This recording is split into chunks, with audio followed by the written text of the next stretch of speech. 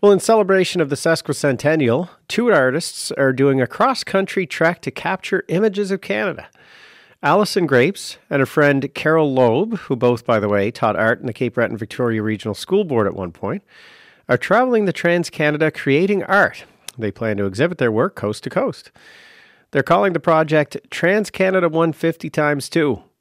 Alison lives in Sydney for part of the year. Her husband's from here. But we reached her in Saskatoon, where she teaches art during the school year. Hello, Alison.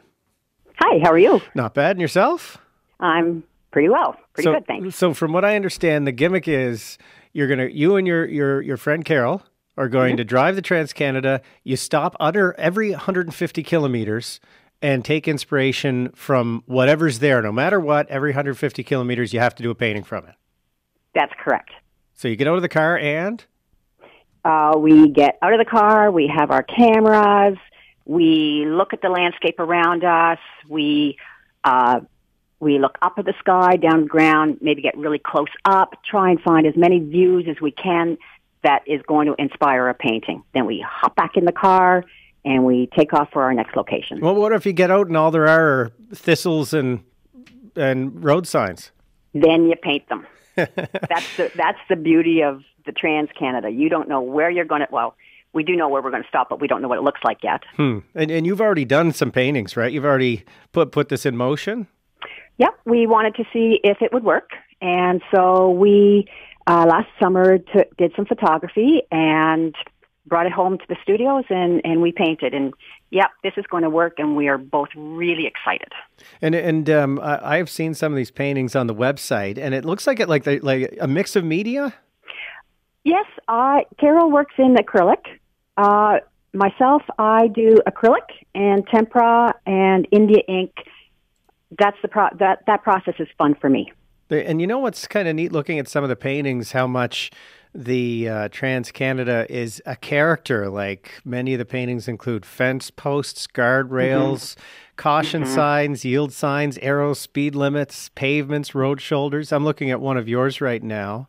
It's acrylic and mixed media. It's kind of like gray-looking asphalt with the yellow line going up and over the hill. You see the backs of road signs on one side, and there's this sense of movement because on the right side of the road, you see a speed limit sign, 17 East, and an arrow saying, come on. Right. I think that's northern Quebec you're looking at. Northern Quebec. Have you been in Nova Scotia yet? Yes. So because I live in Nova Scotia in the summertime, we shot somewhere around Mount Tom and then just before Port Hawkesbury, and that's the one with the thistles. Oh, so okay. There was nothing there but, like you said, the thistles and the trees and, trucks whipping past you. And so I walked down into the ditch, and I stopped and I looked. And that's a lot of people, they're on the highway and they just go and they don't see. Now, there's so much beauty. How are you going to avoid monotony of kilometer after kilometer of roadside, and how are you going to keep a fresh point of view? That's the challenge, isn't it? I don't have an answer to that yet.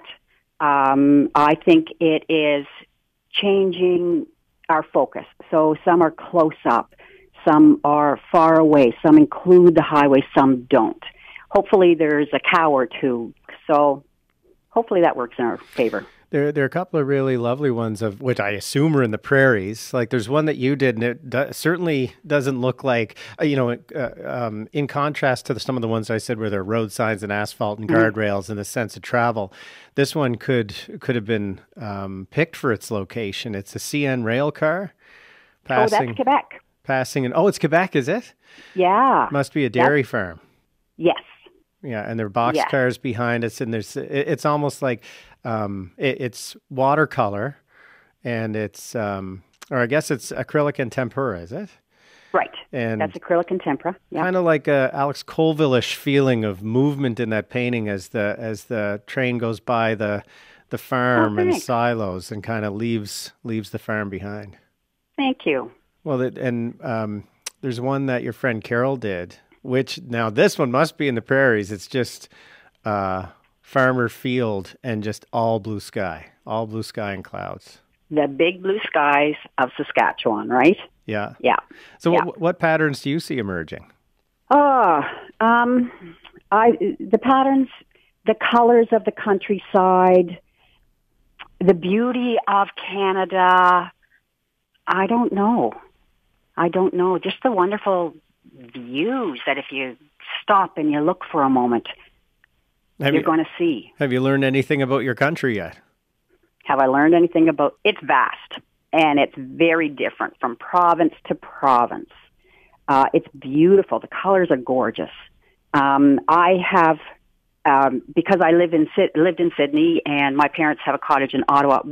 I travel to Trans-Canada a lot because I'm an artist. I see it, and then I drove my car out here. So we've got a terrific country that is very sparse. Not a lot of people. So it's beautiful. Well, look, Alison, thanks for telling us about it, and have fun in your adventures this summer. Thank you very much. Looking forward to it.